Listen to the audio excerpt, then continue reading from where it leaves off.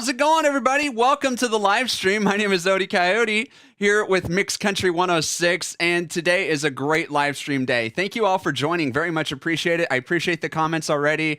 Before we got started here today, it's going to be a good one, and here's why. We do these live streams about once a month, and I've really found it very helpful, and we've gotten a lot of great feedback when we do, I would call it behind-the-scenes look at radio. And, of course, right now we have the Bar Talk Happy Hour that's going to be kicking off here at 6 o'clock on Mixed Country 106. So we're going to try and get done so you guys can all tune in over there because we have a special interview with Randy Seymour, who has probably one of the best underrated Texas country music artists out there. And we're going to talk about, like, why we picked Randy's music. We might as well pick on him this week. And that's kind of what we're going to go over. How artists should be submitting songs to radio. What are the things to know about? And you don't even have to take my word for it, because on the line with us right now, I have the one and only Miss Jenny Foley. I'm going to bring her on screen here. There we go. Jenny, how are you doing? Hi, Cody. Fine. I'm doing great. And what's cool about you, as it says in your title there, you are a music promoter. It is your job to promote artists and get them on radio and get them heard and promote their music, right? That's correct. So we're going to be talking to you a whole lot more in the show about this. And you guys are welcome to ask Jenny questions about getting your music promoted, what it's like, how do you get a hold of people like Jenny? And then we're going to talk to Jenny specifically about what she actually does for artists. And yeah, and of course, we can't forget Raven. Raven is behind the scenes here. Here, give me just a second here. It takes me a second to switch all this stuff around. No, let me stay behind the scenes. Keep me hidden.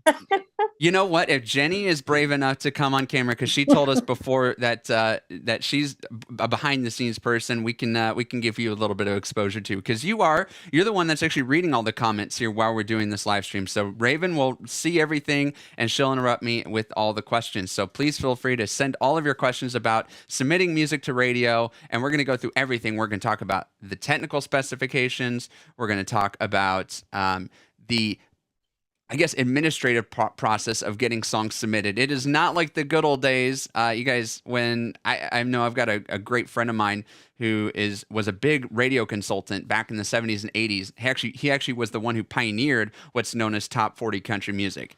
And so, and he was telling me back in the day, of course, you could just show up at a station, hand him a record, 8-track or whatever, and you might actually get aired.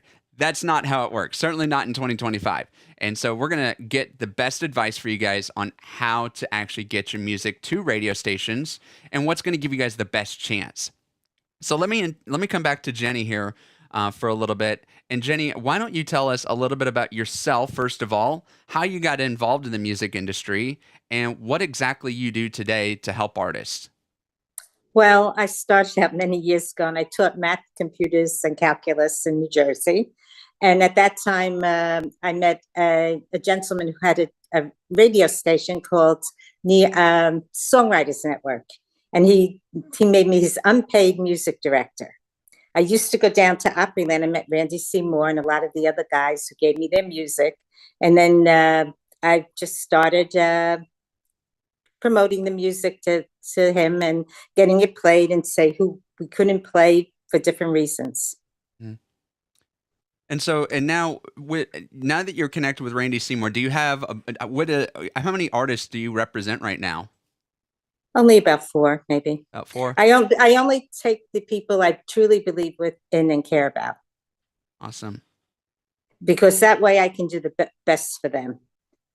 Yeah, and that is important because it's such a big job, right? A lot of promoters and that will go and they have their artists, but they have to spend so much time. It's a daily grind, right, to get artists seen, right? What does a typical day look like for you of what you do for, let's say, Randy, for example? What type of tasks do you do for him daily? Well, for Randy, I have to look at who's playing him, who's not playing him, and then I do the social media for that. So then you have to figure out and make sure you thank the person who's playing them. And then you get all these messages or emails from different DJs saying, I'm going to play Randy, say, Friday at 3:00 Australian time. So you have to figure out what is it in Nashville if it was Friday, 3:00 in Australia. Mm-hmm. And then you have to find the picture of the station, the picture of the DJ, Randy's cover, and thank the DJ for going out of their way to put Randy into that program. Right. And we've been promoting Randy forever and a day, it seems like, probably since towards the beginning. And let me tell you how we actually got connected with you, Jenny. I think that part of the story is important as well. So me as a radio station owner and programmer, along with Raven, let me talk a little bit about what our role looks like. So, of course, I'm all about because we are technically our genre, our format, if you will, we are a top 40 Texas country and red dirt station. That is primary. That is about 70 to 75% about what we play, give or take. The others varies between a little bit of mainstream, so some stuff out of Nashville, and a little bit of things that are like 90s country, some classics and things like that, because I think that if you do it right, a lot of those can blend together rather nicely. So I want to just tell people that, radio stations have a little bit different formats. Some, if you're a new artist, don't go to like a classic gold station. They're not interested in new music, right? They're playing all the standards, right? But for stations like Mixed Country 106, it is important for us to stay current. And one of the ways that we help stay current is by partnering with music promoters like Jenny and others. I've got a repertoire. I think our email system, I've got about 20 of you guys that I talk to regularly. And it's important for me too, because I need to know what's going to be hot before it's hot. So that's really hard to do because I'm trying to stay on the bleeding edge of current. I'd like to know about artists and songs before they even cross over into the we'll call it the top part of the chart. Let's say, greater than 60. So I rely on people like Jenny to tell me who they're pushing. And I rely on artist submissions. I rely on user requests, song requests from listeners. That's a big part of it. In fact, for us, we actually factor in how many likes we get on a song. So if you check out our player, you can actually see where there's a thumbs up, thumbs down. And that actually means something to us because we look at those stats every single week and they do play a part into where a song may end up. It may adjust a position 1 or 2 places. But for us, we need people like Jenny. And the way we got connected with Jenny is actually even more interesting. For radio stations, it's important for us to be connected to other radio stations and people in the industry. So we are members of the Texas Country Music Association. We are part of the American Country Music Association. We are part of the Texas Internet Radio Chart. We're also part of CDX Nashville. And all of those organizations are they have a lot of things in common. They help bridge the gap between artists, uh, media personnel, even let's say venues, to promoters, to everything. They're kind of the anyone who has a stakehold in this industry is usually going to be a member of these organizations. What makes us unique and what makes us a lot more interesting to promoters, I think, and Jenny, you can chime in here too, is that we are a reporting station to many of the Texas Right. country music charts. Meaning, what that means is that we're a reporting station. That means that every time we spin Randy Seymour, it gets noted as a spin inside of one of these charts. And that is big because the more spins these artists get, the higher they go in the chart, for one. And number two, that means more stations will instinctively kind of pick them up, other stations who are like us. So it's big on that front. And then traditionally in radio, after a song has been out, and it's getting lots of spins, hopefully that translates into people looking up this artist or song and then streaming them. You know, that's the common thing now. Or even better yet, I think in some cases, go check them out in concert, buy their merch. We like to get interviews with artists we think are going to be really successful and climb the chart and do really well and get a mass audience. That's kind of what we do in radio. Jenny, would you agree that it's kind of a two-way street, though? As far as not only do we want people to play this music, but it's important for both sides to kind of help promote each other. Like, it's important for us to promote Randy just as much as it's important for Randy to help promote us. Do you kind of see that as a two-way street in your Oh, world? I agree totally. I said, if no matter what radio station tells me they're playing Randy, I immediately put on my profile, you know, a post with the pictures and everything, tag the people, and then bring it up to Randy Seymour's music, where we have all these other things. Whenever Facebook allows, every once in a while, Facebook gets, Facebook. They say, oh, you have too many shares or whatever. So I try to get it up to there. And then depending where the post is, sometimes bring it over to different groups, different pages, and so on and so forth.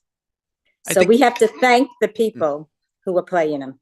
Absolutely. And here's the thing. Here's why I think Jenny is telling everybody to thank, the people who are playing him. It isn't because, like there's not a pro quo or anything like that. Like, we don't benefit financially from playing Randy.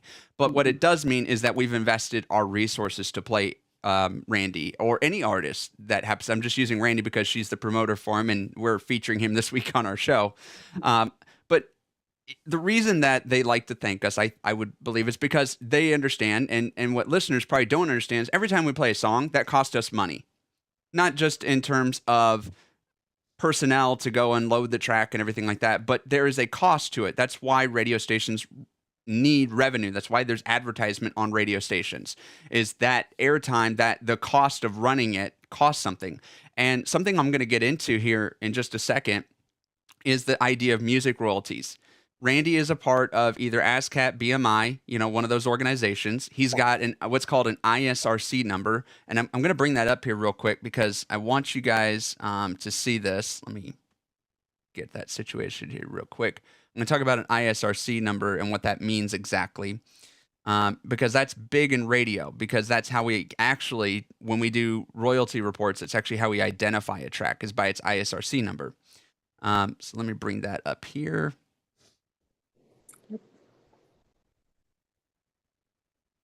All right. So I hope you guys are able to see this webpage here that I've got pulled up here. But this is from the ISRC or the US ISRC website here, and it talks about obtaining it. Now, most of the time, by the time you're at this level, you're probably not going to be getting your own. You're going to have a manager. And this article, if you're interested, just go to usisrc.org and go to their About page and go to Obtaining Code. And what you're going to find there is that it talks a lot more about managers being this. And one of the things that, and Jenny, you might have to help me out here, but one of the things that artists need to do is they need to get this ISRC number. But the other thing that they need to do is they need to get registered with a copyright reporting agency, at least in the United States. And what that can look like is ASCAP, They are the big ones. And if I was a smart person, I could tell you what the acronym stands for. And I wish I could tell you. Association of Songwriter. Yeah, I forget too. But ASCAP is one of the big ones. The other one here, I'm going to bring it up, is BMI. And these are basically representatives. These are the people that collect the royalty money. And we're not going to go into whole copyright because that's a whole nother discussion that I am not qualified to have. But there's different types of copyright. There's like statutory rights, which means you have the right to actually perform or play it. And then there is the actual copyright permission. It might be called the performance rights. I can't remember. But basically, we have to, as a station, when we play a song, we have to obey those rules. And we need to log every time that happens, or that with this particular artist plays. So I personally use another service called Live 365, where all they require of me is to have the track title, artist, and preferably the album. And then they log, and then they pay my royalties on my behalf, and I pay them for that. But if you're doing it independently, then you need to have the ISRC number, which then goes out. And when you're doing it through another organization called Sound Exchange, it gets complicated really big in a hurry. But they are the ones that you actually can also pay for the streaming portion of the song. And so look all this up. But as an artist, what you need to know is that it's get your songs registered with ASCAP BMI. Get them registered with an ISRC number. Make sure that ISRC number is made available to the station because they need that. But this also ensures then that, like I said, I have to pay every time that track spins. So that means that you get paid as an artist. And that is really important. I need to see when you're submitting a song to me as a station, I need to see that you've done that work so that I can pay you. Otherwise, I have to have permission from you directly written that I have the right to play this track on our station. And I hope that makes sense. I'm not an expert at this. Certainly, I'm not trying to give legal advice here or anything like that. Jenny, if you have, more professional knowledge on this part of it. Perfect. You're perfect. Oh, great. Excellent. I'm glad to hear it. And another thing that artists should do, and I mentioned this earlier, is get involved with different organizations in your industry. I can talk specifically about, let's say, CDX Nashville, because they can help promote your music as well. They have massive distribution lists. I get emails from them every day, and that's what they do. They can help get you in front of radio stations. They have a massive list of, either media outlets and other things like that, but they are a good organization. The other one that we're a part of is the Texas Country Music Association. And you probably noticed the banner up here that joins them. They're very much linked together. Everyone talks to each other. So even though these are different organizations. So for us, we are members of the Texas Country Music Association, and you can get registered. And then that process of getting your song registered and being a member, that is called getting your song fingerprinted. Now, Jenny, can you talk a little bit about how an artist goes about getting their music fingerprinted so it can be identified?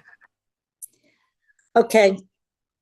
Whenever you have an MP3 of your song or anything, you have to make sure that song is in a certain way. You have to make sure that when you save your song, let me use Randy, for example. You would save it as Randy space C space more space dash space Big Bertha. That is the way that you save it. Then you would need to, because when you send this song to the Texas Association, they want it tagged perfectly. And they'll tell you that. They're not going to waste any time tagging your music. So what you will have to do is get yourself a tagging program. I use Tag Scanner. It was real cheap and it's real easy. So when you set up that song, you have to put in, the first thing they'll ask for is whether it's the track number. If it's a single, you would put 01/01. But if it's on a CD, you would have to put, say, 10 songs. And it was the first track. It'd be 01/10. The next important thing you would do is put the title of the song. And then they have boxes that you just fill in. After that, you would put in, for example, I would put in Randy Seymour as the artist. Our album artist would be him also. And then I would go down. They're going to ask the year it came out. So you put 20, 25, whatever it is. There's going to be lots of things to fill in, but you only need the important things. And then they're going to ask the composers, which you would just put so-and-so, so-and-so, slash, if they have more than one composer. The other important thing there would be the next thing they're going to ask there. You really don't have to put the publishing and things for the radio, but if you know it, you can put it in. Then the most important thing that you should do is you should figure out, have a photo of it, because you want, when the radio plays that song, you want a picture of it. So you should have a picture of your song or the CD that the song is on. If you have that, they'll ask for that. And as Odie just said, the most important thing there's going to be a slot that says ISRC number, which is the International Standard Recording Code. It's 12 digits. Make sure you put that in. And they'll also somewhere in your program will ask what it is, country or whatever.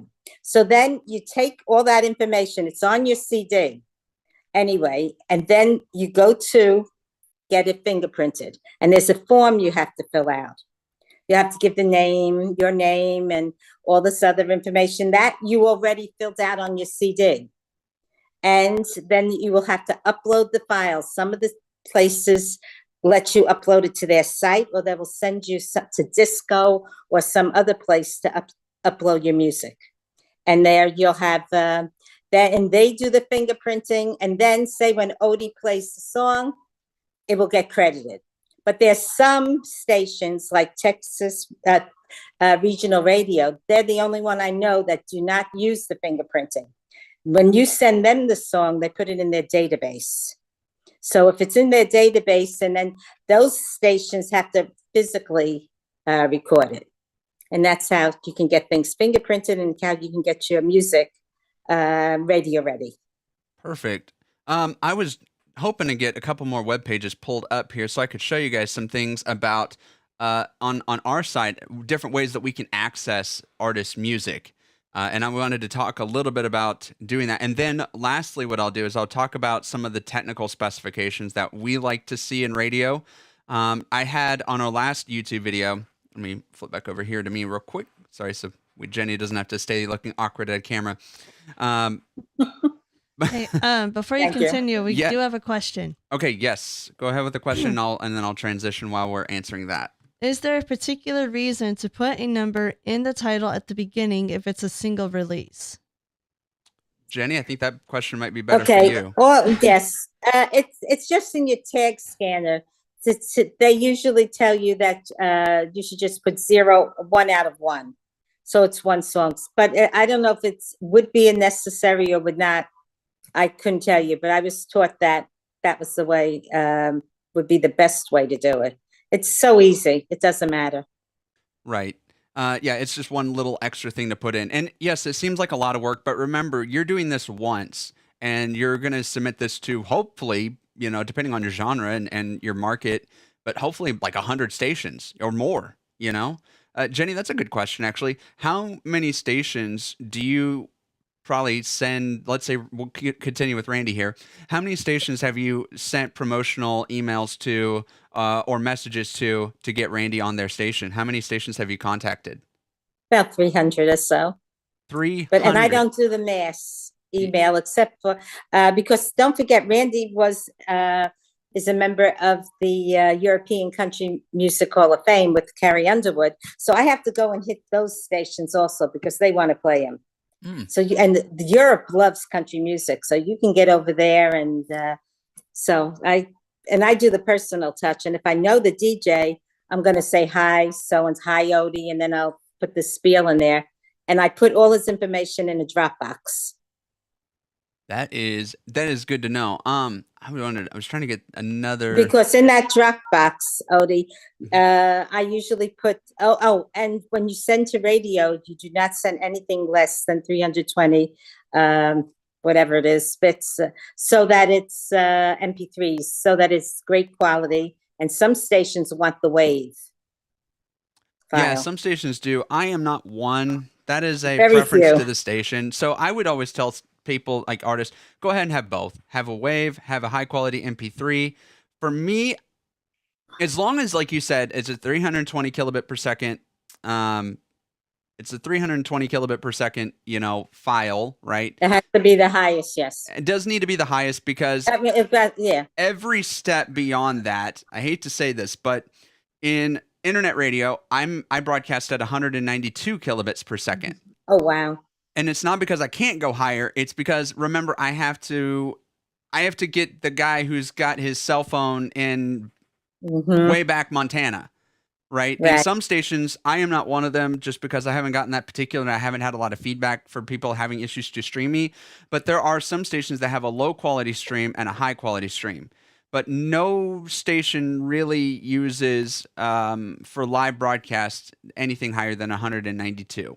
So pretty much if we get a high quality from you, garbage in, garbage out. So if you send me a low quality, it's not going to get any better.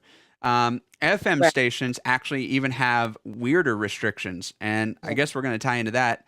Might as well go ahead and seg into it. Did you know in FM radio, pretty much anything higher than 14,000 hertz gets cut off because of how FM works? No, I didn't. Yep. So pretty much we're going to miss a lot of the high frequencies and a little bit of the low frequencies, just because when it goes out the transmitter tower, it physically, because we're literally talking about analog waves here. Now, FM radio in its purest form is not encrypted. Now, there's other information that radio can do. We call it RDS. That is how radio stations, if you look at your car radio and you actually are able to see the song title or even the logo of the station, that is because they're using something called RDS. And so that's, again, where having your songs metadated properly. I have seen this. I'm trying to think of the artist who it was, but they misspelled their name in the artist. Their own name in the artist, and I don't know if it was the artist or the promoter or somebody along the line. I caught it because on YouTube they spelled it one way, and in the artist field, when I got this song imported, it was spelled like some other weird way.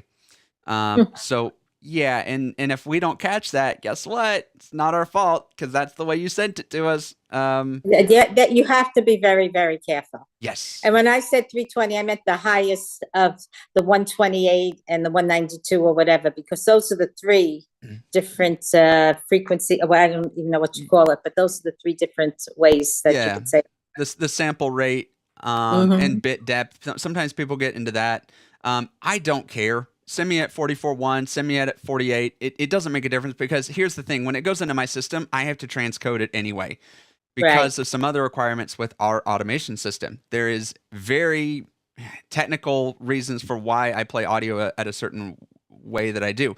But let me talk real quick. I got a couple of these pulled up, and I just wanted to show you guys some of the websites that I use to find music, or if I need to download it, because one thing I will tell you, if you submit your song to a station and it's a YouTube video, it's not getting airplayed. Not no way, not no how. And I can't tell you every month how many songs actually are pretty good that we might consider, but all they gave us was a YouTube link. That is it. It's not getting airplayed. Not no way, not no how, because I'm not downloading music from YouTube. One, it's illegal. Yes, it is, because I didn't buy the song, right? I didn't get it from an official source. So technically, it's illegal. I cannot do that. I need to get it from a reputable source. That means I need you to send me a link to the song to download directly, or if you can, depending on how your email is set up, if you can attach it directly to the email, I like that better. Don't make a station go and find it, please. Don't make us go look for it, because we don't have time. I'm being completely blunt and honest with you. If I have to go to a link, scroll down more than a couple items just to find your track, I'm going to get frustrated, and I've got to move on. Why? I'm not kidding. I get 30 plus emails a day. I get so many emails that I can't even do it on my own. Raven, I'm about to cut over to you. No. Raven is my hero, because because Raven is the one who actually goes through and does the initial filtering of all the music. She is the official music director. She also does the scheduling. The reason for that has to do with my availability. I still work a day job, so I don't have as much time in the middle of the day or in the afternoon to talk to people, to schedule things, to go back and forth when a lot of other people are working because I'm working. She gets home early enough in the day from her job that she's able to help. Hey, Odie, I know you're in the Yes. middle of a tangent, but circling back to the info for the field, they're also asking, do you have to put that info in both places? Like what you were saying for the ISRC number? Yes, that thing. Sorry. Well, now if you tag your song properly, you don't have to. You wouldn't put that in the letter to the radio station. But if you're filling out the form to have it fingerprinted, you would have to type it in also. But anytime you ask the radio station to play the song, you're not gonna give them the ISRC number. That has to be on your song. Yep, it needs to be in the tags. Yep, there are ways to add it in there, and there's ways for me to see it. Even if it's a comment in the bottom of it, I please just get those information. The more identifiable you can make your song, the more chances you're going to be able to know where it's being played. Because as an artist or as a promoter, you can actually subscribe to the detailed spin count, so you can see each station that was reporting, and see how many times they actually spinned that particular track. Just like you can if you've got your song submitted on Spotify, you as an artist can go in and see how many times it was spun. Then that's how you know which stations are spinning your track and which ones you can make sure you're thanking, because a station that says, oh yeah, we're going to play it, and then you look at the report and you don't see that station listed anywhere for that track. Yeah, you know. But yeah, no, that's a really good question, I think. Let me show you guys this real quick. I'm going to switch over here to my browser window again. I want to show you this. So one of the places that radio stations can get music, and this is how we do it legitimately, and this is another benefit of being, in this case, a member of CDX, and uploading and sending your music to them, I actually have access to all of their music. So if I wanted Cody Croswell, for example, here, San Antone, I can play the song right on their website and I can download it. This is not like LimeWire. This is not like the old days. Yes, this is me, but I have my own login, and this, I cannot give this out. So don't ask me, ooh, can you get this song for me? No, I cannot. It is for promotional purposes only. So CDX is one place that I do. The other place that I can go and look for music, and I mainly use this for my mainstream music that I'm going to go at, is called Play MPE. This is another site. This is a big one. This is huge in the industry. So whenever, let's say, Tim McGraw or, like Craig Campbell right here, right? Let's see, a couple of these I don't know if I would play. Vincent Mason, those kind of things. Your big artists, let's say like Kenny Chesney. I just grabbed a song from him the other day. What's cool about those is I can go here and get that, because that's how bigger artists. You're probably, as a small independent, not going to be able to get your music listed here. It's just not going to happen. But when I need to get like my more mainstream stuff or things like that, let me see if I can just look up Kenny Chesney real quick. Actually, Jenny, do you submit your artist music to Play MPE? No, I do to CDX. So cool. So that's one way. So she's got Randy that. and everyone is on the CDX. When you submit the music, they ask in there, do you want it so that radio stations can download it? And I always check yes. Yep. So let me show you guys this one. So this is the single from Just to Say We Did. This is a big song right now for Kenny Chesney. One of the cool things that we can see here, you can see this has a whole bunch of things. I can actually download a liner if I wanted to. If I was going to really kind of push Kenny Chesney for whatever reason, if that was my genre. I'm not, because I'm mostly Texas, but we play a little bit of Kenny Chesney just because it crosses over well.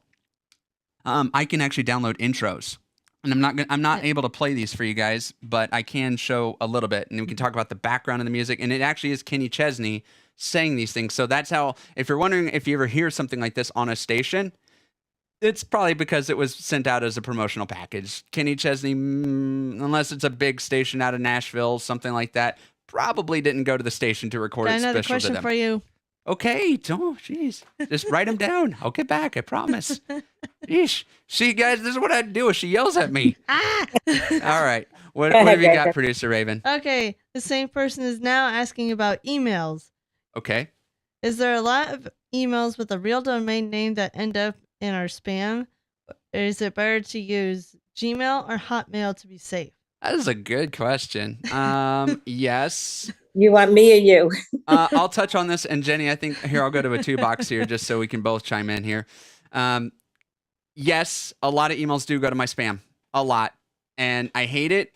I don't have a rhyme or reason why it does. My essential guess is if you're using your personal email and you're sending it to more than 10 recipients at once, it's more likely to go to spam.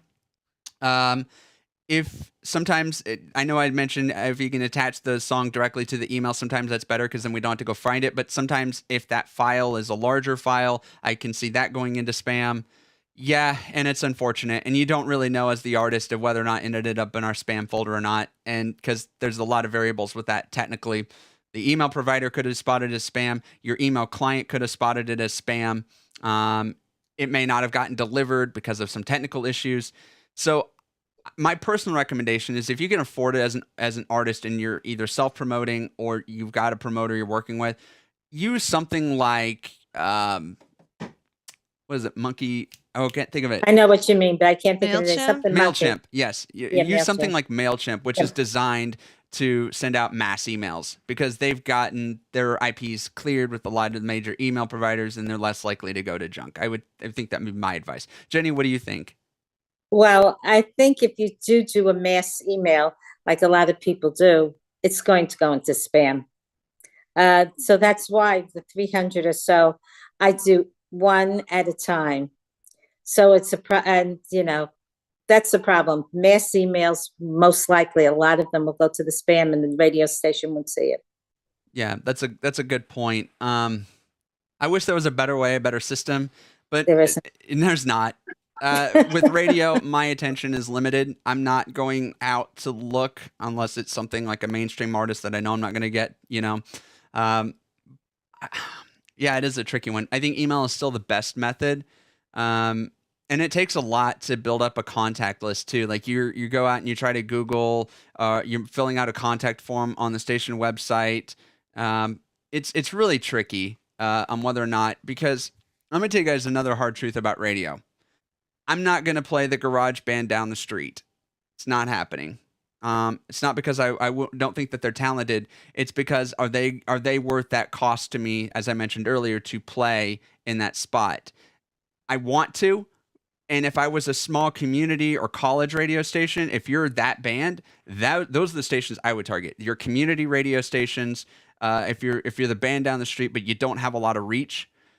For me, we're too big to play those artists. And I hate saying it, and please don't think I'm being arrogant when I say this, but my market is the world.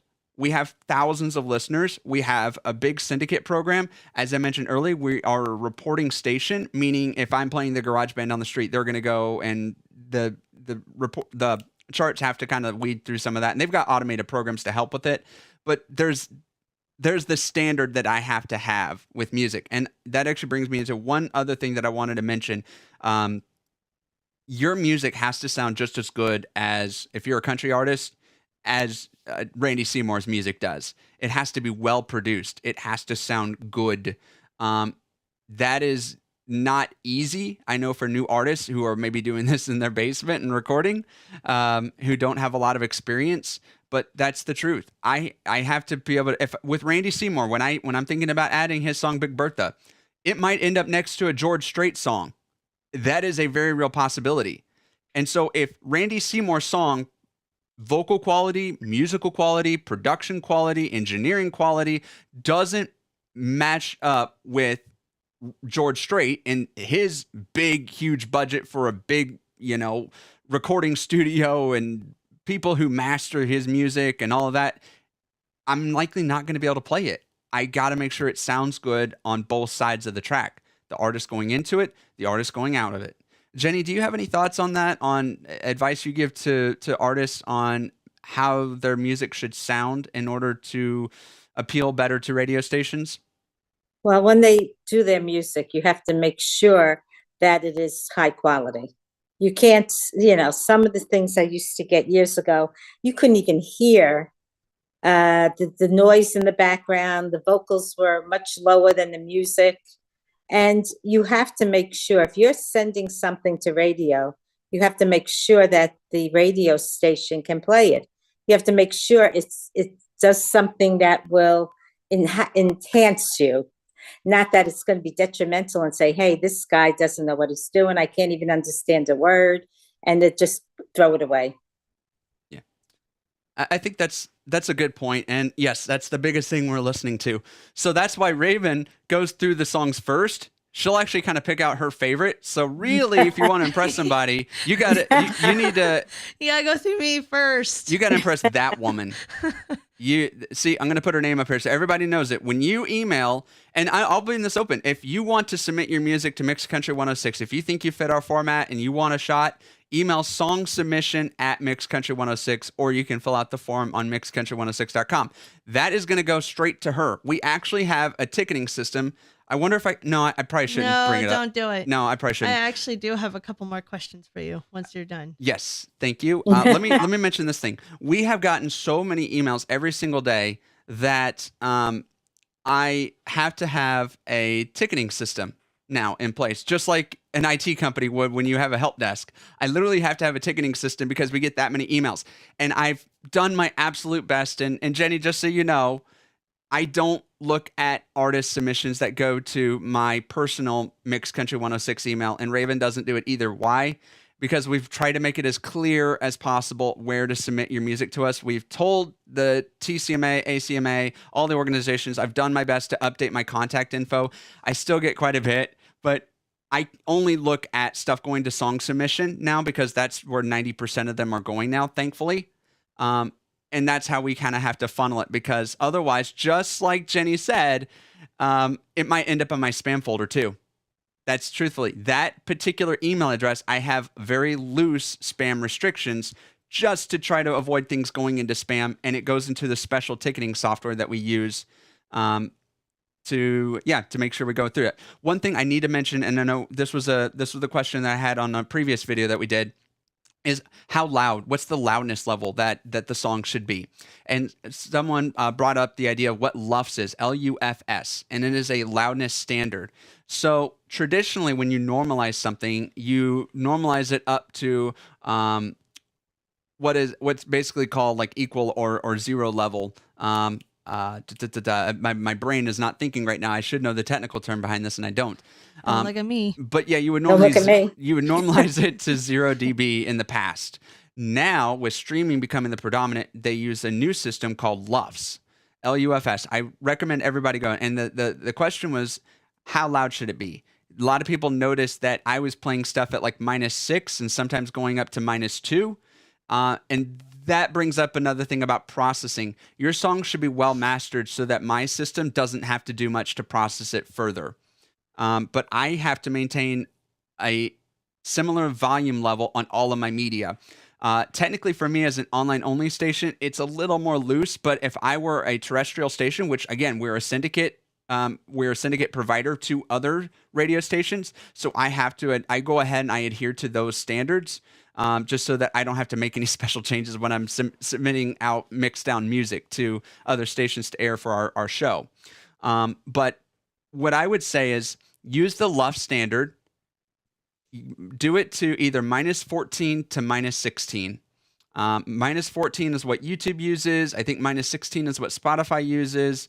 They're a little bit different, but generally -14 to -16 LUFS. And most DAW systems or digital audio workstation software systems can now use LUFS natively. Pretty much anything done in the last probably 4 or 5 years that's been released can do it. I would recommend doing that. And that gets it to me at a good level. I'm just looking that it's not overly quiet, because the louder I have to make it, because when I do normalize, because I am internet-based, I do normalize up to -2. And I use, I didn't prepare this. So I use a processor called Stereo Tool, and it is attached to my automation system, and it does compression, so that there's not super low points in a song, but there's also not really high. It does a lot of that compression work. And FM stations have to do this as well. And that's why when you listen to a song, number one, it may sound a little different. It may not sound like the album. And that's because the station had to process it and that's the other thing I would think for radio signals. I'm sorry, I'm going in like two different directions here, but essentially we have to process it so that it sounds good on any device. So I need this to sound good on an iPad. I need it to sound good on your cell phone. I need it to sound good if you're listening to us on a Bose sound system or a big theater system. It has to sound good everywhere. And that means I'm bringing a consistent volume level. I'm trying not to do too much with EQ, but remember, different artists, different songs, even on the album, can have different EQ standards. Like some might be a little more bass heavy, some might be a little more treble heavy. I don't really want that, but you as an artist and a creative person don't know that. That's why I use processing so that it sounds all pretty close. And we use an AI algorithm as things go through that helps auto EQ our music so that when it comes out, yes, because we're processing it, it sounds about the same song to song to song. So I hope that makes sense. So don't focus too hard on making your music perfectly mastered for radio, because radio is going, if they're a professional station, they're going to process it for you. So hopefully that answers that question. If you have any more thoughts on it, please put them in the comments. Yes, Raven, with more questions. Okay. I think this one is more directed to Ginny. Okay. It says, they're asking, do you receive artist distributions from Yangaroo? I've never heard of them, but I never heard of them either. Yangaroo? No, Yeah. I've not either. No, I don't take care of the artist distributions anyway, but I never heard of it.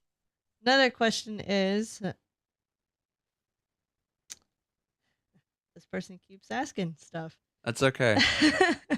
Because if one person's asking it, here's my thing. Even if it's the same person, I don't mind, because this video is going to be up on YouTube for all of eternity, most likely. Because once something goes on the internet, it always stays on the internet, and that's just how it is. Anyway, right. But yes. So back to the questions. Go ahead and ask. Then he says, but I guess that the community college have to pay for the song too, right? Do they pay the same price as radio college? Yes, I can answer that question. I know this because I went to radio community college. Oh, I know you did. So when it comes to the FM side of things, no. Community stations typically do not pay royalties for their music. However, if they are streaming, there is some gray area whether or not if a community college station has to pay for royalties on their stream. I think it depends. But I would say on the safe side, if I was going to counsel a college station, I would say you might want to pay for it, because it's better to pay for it than get sued. You know, so if there's ever any doubt, just try to obey the law the best you can. Most of the time, this is not legal advice. Again, I just happen to know this from experience. But if there is a legality issue with your stream and somebody complains, you will get a letter, and it's usually a warning letter. Raven's laughing because she knows I've been through this. So I'm speaking a little bit from experience, but I've never been fined. I have gotten warning letters before, because they're on my own stupid mistake. And again, everybody starts somewhere in their career, and we all learn as we go. And I've been doing this for 15 years.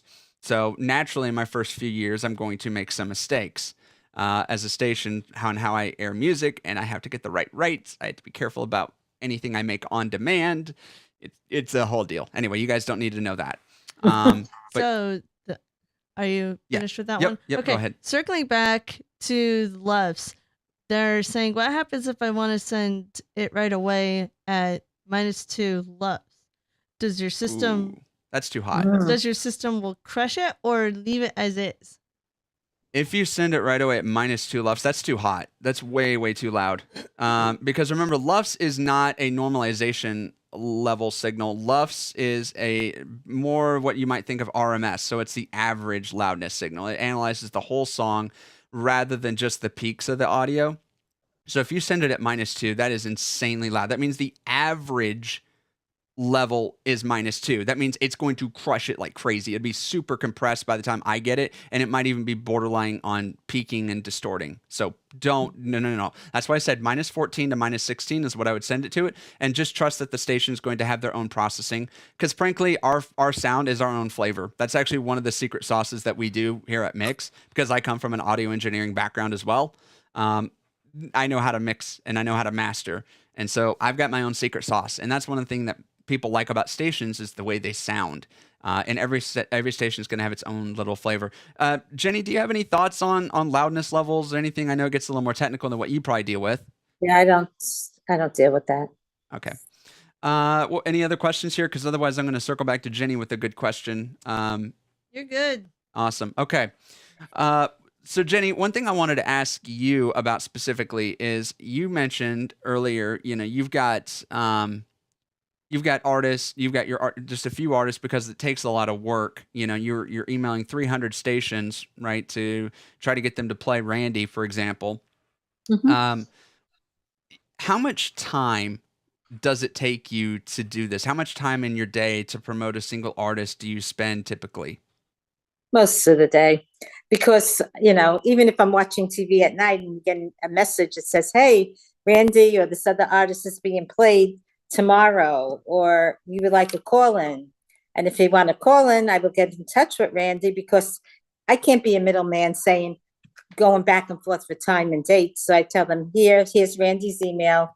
You schedule the call in with him alone, like he did with you.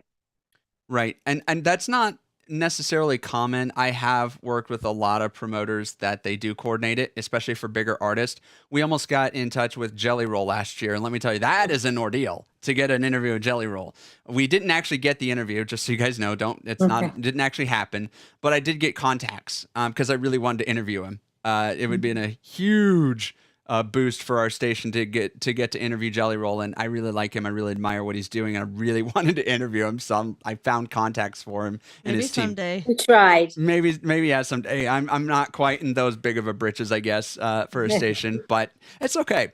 But yeah, I think what I wanted to ask Jenny and why I really wanted to bring her on today is, so Jenny, if an artist, obviously their main focus should be music and getting their music out there and all of that. You just said that you spend a good chunk of your day just promoting an artist, right? It's almost a full-time job.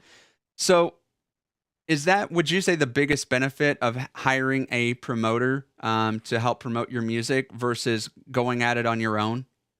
Well, it gives the artist the freedom to not feel the pressure of having to self-promote, which is hard for most artists. Mm-hmm. Some people can self-promote, some just can't. And I'll be honest, all of the people that I work with, Randy, Jeff Batson, or anyone else, they do self-promote also. So it's not just me. They help. And it's becomes like a two-person thing doing everything. And it makes it so much easier. Now, obviously, like you said, so that's the biggest benefit is it's a time saver for you as an artist, but it's also a resource, meaning you've got contacts with 300 plus radio stations. So the artist doesn't have to go and find all this information on their own. You've already got a contact, you've got relationships with these stations. So when you ask a station to play an artist, it carries a little bit more weight to it, doesn't it? I think so. It depends if I know the person, the station personally or not. But the music sometimes speaks for itself. Absolutely. If you have someone that's really good, it doesn't matter who's promoting it, as long as they can get it to the right people and so on. Here's a question that I personally want to know. I get nervous putting an artist as a feature artist if they're not charting on one of the major industry charts that I'm a part of. Do you find that stations are more reluctant to push an artist if they're not charting? Well, I don't know what to say about that. All of a sudden, the Texas music chart, Randy became the huge artist he jumped into 90 out of nowhere, and they're promoting him for us. If you go to my profile, you'll see that. So I don't, I don't know what to tell you about that. It depends. It really depends. They just have to get on there, I guess. Okay. And I agree. If I have a relationship with an artist, even if they're not being on the charts, and they've made it a very contingent effort to reach out to me personally, have a conversation, that is the thing in this industry. It is a very much relationship based industry. It is making those connections because something else I care about too, almost as important as the song itself, is who is this artist? What are they doing? How serious are they taking their career? Because radio is not for playing your hobby music. Radio is for promotion and getting you seen and heard from many, many, many different people. I do radio because I love music. I do radio because I love sharing that love of music. I love helping to entertain people and all of that. And so I've put so much energy into this that you can see from our studio around us and the equipment that we have. This is not my fun little thing to do necessarily on the side. I am not necessarily motivated by money. I'm not, but I am motivated to put out a good product. That means if you can't send me an equal or good product, I'm not interested in playing, because that to me says that you didn't bother putting the time and effort to get it to me or the industry in general. And I'm not going to play it because that I can hear effort in song quality. Like we talked about, there used to be songs that got submitted to us. You could barely hear the artist, or it just sounded awful. Radio or music is expensive, and this is the sad thing. Like, a lot of people believe that, oh, it used to be you needed a record label, and they would be your only ticket to getting on radio. That's not true anymore. I don't believe it is. Maybe Jenny, you feel differently about record labels. I But agree with you. yeah, a record label is not as crucial anymore. I think record labels become more useful when you get to, let's say, Jelly Roll stands, or back when Oliver Anthony just blew up. They become big for those artists because then we're talking about millions of dollars in promotional efforts that need to be paid at that level. And that is going to a record label, in my mind, is like putting your money in the stock market. It could go both ways. And what people don't know about record labels is, yes, they can help promote you to radio just like a promoter can. Let me ask you this, Jenny. This is just a question for you. Are promoters likely to be affiliated with record labels, like certain labels, or are promoters a lot like you, where they're independent and they're not tied I to? think most of them are independent, Cool. but I can't be for sure. But the ones that I know, I don't see them connected in any way. Okay. But a promoter, or the record labels, typically do have a promotions team. That's part of the package. Right. But what you don't know as the artist necessarily, unless you've actually been through a contract process with them, is that's not free to you. That's not them putting that. They basically have an account to you. And so that means, like, you're locked in either under a development contract, or you might actually be lucky enough to get a full album deal with them to produce a full album, or so many singles, or however many, whatever the terms are. And the thing about that is, you have to make that money back for the station. You don't get paid until that money is then paid back. They might give you advance, but that money has to be paid back to the label. And also, there's things you may remember most famously, like with Taylor Swift. A lot of her song was basically owned by the record label. She literally went through a lot of her albums and re-recorded and re-released it so that she could do it under her name and have her own full rights to that song, because as part of the deal, you end up giving up part of your ownership of that song to that label to do with whatever they want to do. And that used to be just how it worked. But now we have independent promoters like Jenny. You have social media, which attracts your own audience, and it's a much easier probably time to do it because there's a lot more you can do on your own. But let me ask you this, Jenny, can you give an average, if people are really looking for advice and they're serious about taking their music to the next level, how much does it cost on average, not you specifically, but just on average, do you think, to hire someone like you to help promote your music? It all depends. A lot of them go for 3,000. A lot of them go for 7,000, 10,000. It all depends. Everyone has their own pay scale. And it pays in dividends, because here's the thing. A promoter's job is to get you played. A promoter's job is to get you exposure, like what Jenny does with social media. That's their job. So the return on the investment is that you're going to make more than $7,000 back in that. But here's the other thing. I would work, if I were me, Jenny, maybe you disagree a little bit, but I would, if I were an independent artist, I would work on self promoting to a certain level. I don't know if there's a magic subscriber count or, I think it really depends, but you need to get a little bit of traction on your own and then work up to that level, because Perfect. a lot of artists just starting out are not going to be able to drop $7,000-$10,000 on a promoter. And remember, you've also got then your touring. Remember, a lot of people might have a touring manager, somebody who's doing the bookings. There's other labels, and that's not something Jenny does, right? You don't do anything with the live shows, right, Jenny? No, no. Around here, maybe as someone I know, I will get them on one of their shows or something. I do it a little bit, but mostly for radio shows around here. But that's about in Tennessee. Right. But that's about it. All right. And we're just about out of time here. I want to keep this about an hour. Are there any more questions? Raven, any last things coming in from anybody? Let me double check here. And I just kind of can see over here, there does seem to be like one person that's been asking, but I appreciate it. Yeah. It's okay. Because here's the thing. A lot of our live streams, what ends up happening is they blow up after the live stream. But I really wanted to do it as a live stream in this case because I wanted the opportunity out for people to ask questions. They just asked, is that the price by week, month, year, song? Oh, that's a good point. Is if they were willing to pay $7,000, to you or $3,000, however much it is, what is that? What time frame does that include for? And I guess maybe better yet, ask the question of what all does that get them? I guess for that amount. It all depends, as I said. Every promoter has their own set of rules, and so on. Most of the promoters, whatever it is for the one song. Oh, that's the price per song. Okay. That's the price per song up on the charts, and then for the next song they have to pay again, and so on and so forth. That it's some of the promoters over in Europe.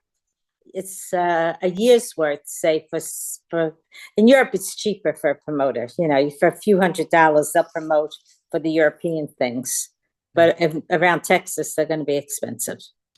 And that is one of the what's one of the hard realities I think of doing this is just it is expensive. But again, so is everything else that we do here as a radio station. It's thousands of dollars that I pay every single year just to keep the lights on, just to keep our stream going. The amount of money we spend in marketing, the amount of money that we spend in our equipment. This not cheap. This is my moneymaker for me. I need this desk. I need this to work. I need it to work every single day. All the equipment in the back and the rack, all the equipment that we have in our server room behind me, it has to work, and it is stupid expensive. I will share with you that our studio alone was over $50,000, I think, when we built it. And that's even gotten more than that because we've changed the equipment around even since then.